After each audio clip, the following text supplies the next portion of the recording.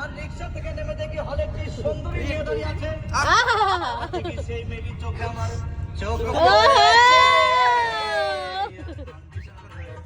আরে টিকাতলের মোড়ে একটা হল রয়েছে।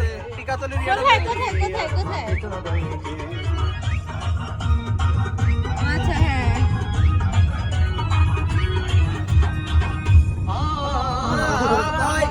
আমার কাছে আসলে